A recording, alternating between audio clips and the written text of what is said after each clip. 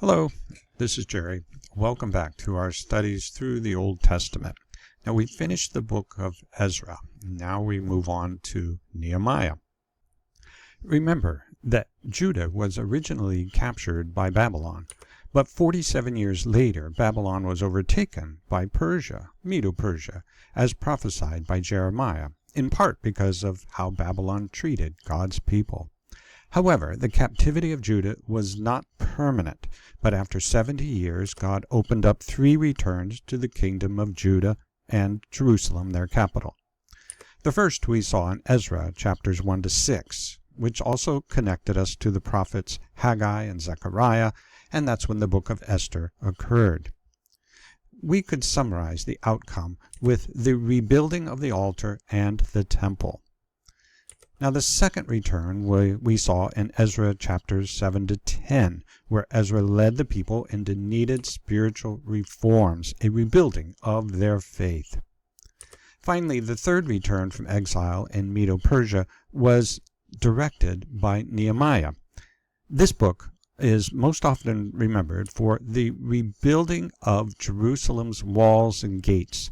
But then, in chapters 7 through 10 of Nehemiah, Ezra and Nehemiah are colleagues together in more spiritual reforms, more rebuilding of their faith.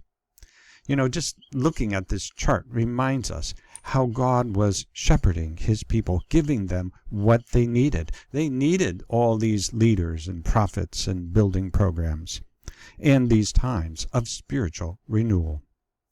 Okay. Now let's enter the book of Nehemiah. The words of Nehemiah, the son of Hakaliah. Now it happened in the month of Chislev, in the 20th year, as I was in Susa, the citadel. Let me pause there. It's the time of November, December, in the 20th year of the reign of King Artaxerxes, the same king as with Ezra. Artaxerxes reigned from 465 to 424 BC, or 41 years.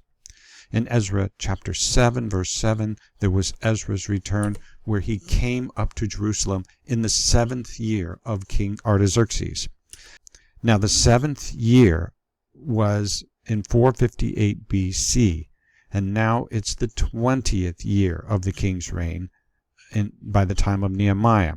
That's 13 years later in 445 and going into 444 BC. Now what occurred? That Hanani, one of my brothers, came with certain men from Judah, and I asked them concerning the Jews who escaped, who had survived the exile, and concerning Jerusalem. And they said to me, the remnant there in the province who had survived the exile is in great trouble and shame. The wall of Jerusalem is broken down, and its gates are destroyed by fire. Nehemiah's brother Hanani, part of the second return under Ezra, returned from Judah with some others, greatly discouraged about the broken down walls and gates. Not from the Babylonian conquest over 140 years before, that's old news, but a much more recent destruction. Back in Ezra chapter 4, when other enemies were trying to halt the rebuilding of Jerusalem, they wrote a letter of complaint to this same king Artaxerxes. Listen to this. To Artaxerxes the king, your servants, the men of the province beyond the river, send greeting. And now be it known to the king that the Jews who came up from you to us have gone to Jerusalem. They are rebuilding that rebellious and wicked city. They are finishing the walls and repairing the foundations. So notice, they were finishing the walls. Now be it known to the king that if this city is rebuilt and the walls finished, they will not pay tribute, custom, or toll, and the royal revenue will be impaired. Totally untrue. But the king sent a letter back telling them to halt the work.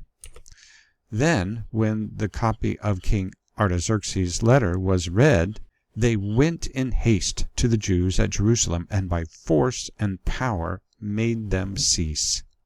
Feeling the king's clout behind them, these enemies of Judah rushed to physically stop the work on the walls. And though the Bible passage does not mention that they went on to tear down those newly constructed walls, that's evidently what happened. No surprise. No shortage of meanies in the world. The walls were unauthorized. Down they came again. Now, Nehemiah's response. As soon as I heard these words, I sat down and wept and mourned for days, and I continued fasting and praying before the God of heaven. So Nehemiah wept and mourned. Hanani shared that the broken down walls and gates represented great trouble and shame. The first term, trouble, points to that great lack of security and safety. Jerusalem could be attacked from any direction, along with their recently rebuilt temple, which holds a lot of wealth brought by Ezra. And second, there was shame and disgrace, because all this publicly demonstrated that the Jews were not organized or strong enough to repair their city. Imagine if Fort Myers and Fort Myers Beach and Sanibel were never able to clean up after Hurricanes Irma and Ian. How discouraging and defeating to live with the damage here where we live. So living with rubble around your city borders showed to you and all the region your defeated identity.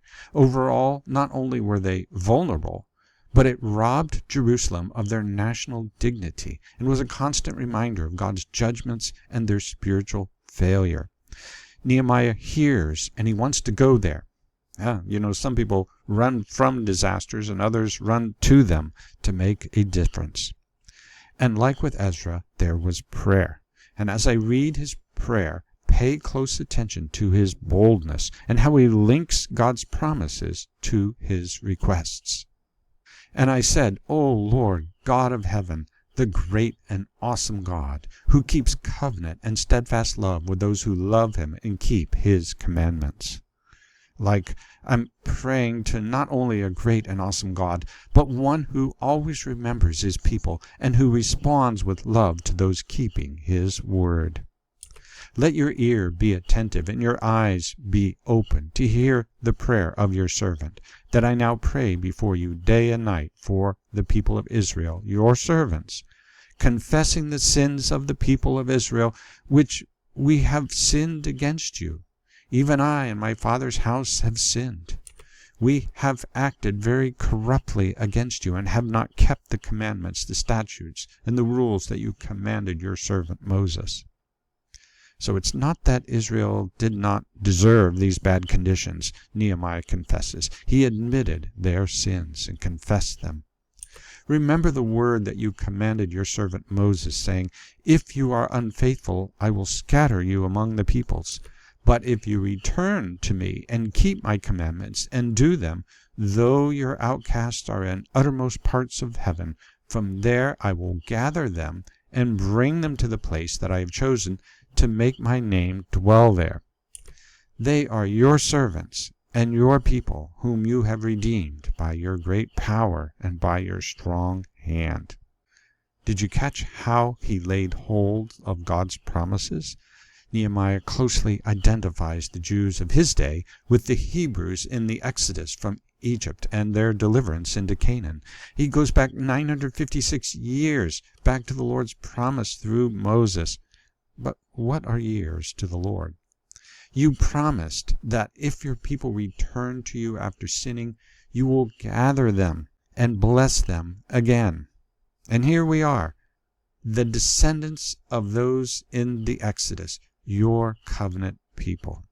Finally, Nehemiah says, O Lord, let your ear be attentive to the prayer of your servant and to the prayer of your servants who delight to fear your name, and give success to your servant today, and grant him mercy in the sight of this man. Now I was cupbearer to the king. Nehemiah adds after the prayer that he was the king's cupbearer, a very trusted position, and he hoped to ask the king's permission to return to Jerusalem. The Greek historian Xenophon described the Persian cupbearer. Now the cupbearers of those kings perform their office with fine airs. They pour in the wine with neatness, and then present the goblet, conveying it with 3 fingers, and offer it in such a way as to place it most conveniently in the grasp of the one who is to drink. Now it is a well-known fact that the king's cupbearers, when they proffer the cup, draw off some of it with the ladle and pour it into their left hand and swallow it down, so that if they should put poison in, they may not profit by it, i.e., succeed in their plot. In other words, he tests the wine for poison. Here is one of Artaxerxes' drinking bowls. Nehemiah could well have handled this many times. All kings had to be so careful against assassination by those within their own court. Artaxerxes' father, Xerxes, was assassinated in his own bedroom by a leader who probably bribed his way through court officials into the bedroom. In the month of Nisan, in the 20th year of King Artaxerxes, when wine was brought before him, I took up the wine and gave it to the king. So now it was April now, several months later. Perhaps the king just arrived from his winter palace at Babylon, over 200 miles south. Now I had not been sad in his presence. And the king said to me, "Why is your face sad, seeing you are not sick? This is nothing but sadness of the heart." Then I was very much afraid. You're not allowed to be melancholy and downhearted in the king's presence, and until now Nehemiah never was. The king has enough troubles then to be sharing yours also. Keep your personal emotions to yourself and only focus on the king and his welfare. That's the protocol. But unintentionally, Nehemiah's sadness was discerned by the king, and the king called him on it. Oh yes, fear. Which confirms this was unintentional. He wasn't scheming to act sad so he could make a request. He was afraid because he had just broken important protocol. Now, at this point, most people in the court would probably lie in response, but Nehemiah decided to bare his heart and be truthful. Let the king live forever. Why should not my face be sad, when the city, the place of my father's graves, lies in ruins, and its gates have been destroyed by fire? Then the king said to me, "What are you requesting?" Somehow the king understood Nehemiah's truthful answer also to include a request. We might also paraphrase the king's question, "What is it you want me to do about this?" So I prayed to the God of heaven. He's already been praying, but here the topic is launched accidentally by Nehemiah's sadness. So a very short prayer for God's wisdom and success, because this was not a cinch. Artaxerxes was the very king who halted the work in Jerusalem years earlier. Now Nehemiah was bold in prayer. Now see his boldness again. I think you'll be amazed at how much he asks for. And I said to the king, "If it pleases the king, and if your servant has found favor in your sight, that you send me to Judah, to the city of my father's graves, that I may rebuild it." Rebuild the city? This sounds like a huge and long project. He's asking for a long leave of absence. And the king said to me, the queen sitting beside him, "How long will you be gone, and when will you return?" So it pleased the king to send me when I had given him a time. Now the length of this leave of absence is not mentioned here, but from later verses in chapter 5 and chapter 13, we see that Nehemiah was gone for 12 years, then returned to report to the king, and then came back to Jerusalem after that. It's super generous of the king. Then Nehemiah asked for even more. And I said to the king, "If it pleases the king, let letters be given me to the governors of the province beyond the river, that they may let me pass through until I come to Judah. And a letter to Asaph, the keeper of the king's forest, that he may give me timber to make beams for the gates of the fortress of the temple, and for the wall of the city, and for the house that I shall occupy." And the king granted me what I asked, for the good hand of my God was upon me. Nehemiah needed the official paperwork and a lot of building materials. The king granted him all these things. Nehemiah says, "For the good hand of my God was upon me." Now, it's common knowledge, a truism really, that governments act in their own self-interest. They are not frequently philanthropic, though it happens. Is there anything in this generous grant to Nehemiah for Artaxerxes and the Persian government? Yes, I think so.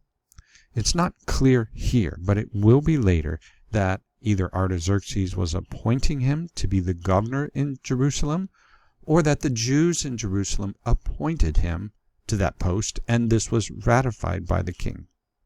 And it makes sense also, as Nehemiah would need political authority to lead Judah in this rebuilding. He can't just show up and have everybody follow him. Notice in Nehemiah chapter 5, "Moreover, from the time that I was appointed to be their governor in the land of Judah, from the 20th year," that's where we are, "to the 32nd year of Artaxerxes the king," 12 years. So what's in it for the king? Does the king of Persia want a trustworthy leader over that region? Yes, he does. Why? Now, I love the archaeological and historical work of Brian Wendell, who writes, "Given the revolts Artaxerxes had already had to put down in the West, he no doubt valued having a trusted official such as Nehemiah overseeing the region." End quote. So, plain and simple, Nehemiah was just the right person to be the governor in Judah. The king was not really losing an employee, but transferring him to a different place. Then I came to the governors of the province beyond the river, and gave them the king's letters. Now the king had sent me with officers of the army and horsemen. But when Sanballat the Horonite and Tobiah the Ammonite servant, or official, heard this, it displeased them greatly that someone had come to seek the welfare of the people of Israel. So I went to Jerusalem and was there 3 days. That is, he took a 3-day rest after that long journey. So Nehemiah traveled there with a certain party of other Jews, the number of which we do not know, and with a royal guard. And I'm happy to tell you his brother Hanani went back with him. He shows up again in chapter 7 as a faithful, God-fearing man. And we'll hear a lot more later on about Sanballat and Tobiah, enemies of Jerusalem. But resistance to God's program never surprises the Lord. We'll see that God knew what he was doing when he nurtured and raised up Nehemiah. He's one tough hombre. Now, the next section in chapter 2 really needs to be covered as a unit. I don't want to start it right now. So let's sneak in something a little more fun in these last few minutes. We haven't translated anything for a while, and I have a mystery coin which is very relevant to our studies right now. Here is the coin, a falcon or hawk on the front and a lily plant on the back, or reverse. And we can see immediately that our task is not too daunting because we only have 3 letters to translate. Perfect. Now this is in ancient Aramaic, facing left, reading right to left. Now if this looks like ancient Hebrew, it is, because ancient Aramaic used the ancient Hebrew script as a vehicle for their language. Aramaic was the trade language for much of the ancient Near East. Oh, look here, though. But the first letter on our right is chopped or worn off. Fortunately, there are a few more similar coins that exist with the same word. But this photo is kind of blurry. It looks kind of like a Z with a line extending from the middle. Oh, but here is one that preserves the 3 letters much better. It is a Z with a line extending from the middle. And on this coin, we see the letters the best. And I'm rotating the coin so we can read it better on a level plane. So let's consult our handy ancient Aramaic alphabet chart. Now, what letter looks kind of like a Z with the line extending? Can you see it? All right, it looks like the Yud, or as the Hebrews would say, the Yod. It is a Y sound. If you see on the top left, a Y sound. Now, the middle letter is pretty easy. Do you see it? And it is the Hey letter. On the first line, it's an H sound. Okay, one more to go. Now, there are two letters on the chart that are so close to this. Can you see? There is the Resh on the bottom with a longer stem and a Dalet on the top. So is it an R sound or a D sound, as in Delta? Well, I can tell you this is a Dalet, or a D, as in Delta sound. Now remember, we read right to left, YHD. Here is the word Yehud, or Judah. Now they could also have added another Hey letter, Yehudah, but Yehud gets the job done. Keep it brief on coins. On the side, you might wonder why Hebrew, Aramaic, and Greek use a Y and an I sound, and we in English use a J. They did not have a J sound. We got the J, as in Judah, from a J sound because of French influence upon the English after the Norman conquest in England in 1066. We've all heard of the Battle of Hastings. So that we say Jesus rather than Yeshua, or as the Greeks would say, Iesus, we would say Jesus with a J, Jeremiah, Judah, John, etc. Anyway, these coins began to be minted in Judah under the Persian Empire, probably around 350 BC, or about 90 years after Nehemiah. They are the oldest Jewish coins, and they speak to some success in Judah that Nehemiah will succeed in helping establish Jerusalem as a secure capital where they actually began producing their own currency and coins. The lily shown on the back of the coin was a symbol of Jerusalem's beauty or holiness, and a symbol for the nation of Israel. Hosea 14:5, God promises that a restored Israel will, quote, blossom like a lily. Now, if you wanted to bid on one of these coins, the last bid here in this auction was $7,250. And notice the modern Israeli coin that harkens back to this with the lily and the ancient letters for Judah. Do you see them there? This was minted from 1994 to 2017, worth about a third of a US dollar. I love that Israel preserved this memory of a recovering Jerusalem in the era of the Persian Empire. In 1999, the Muslim officials over the Dome of the Rock removed 9,000 tons of earth from around the Temple Mound and dumped it in the Kidron Valley as they did renovations. Now, it's scary to think of what they might have found valuable to the Jews that, well, I don't know what they would have done with that. But with all this dirt, the Israelis began a sifting project here with wet sifting trays. Here's Israeli high school students working on this. And they found 3 more of these little Yehud coins in the dirt. All that dirt, 3 coins. Okay, well, I hope that was fun and illustrative of a growing and more secure Jerusalem. And it kept us out of trouble for the remainder of the class. So next week, Lord willing, Nehemiah's boots on the ground in Jerusalem, and the beginning of a lot of construction by people, by the way, who have never built a wall or a gate before. That should be interesting. Thanks very much.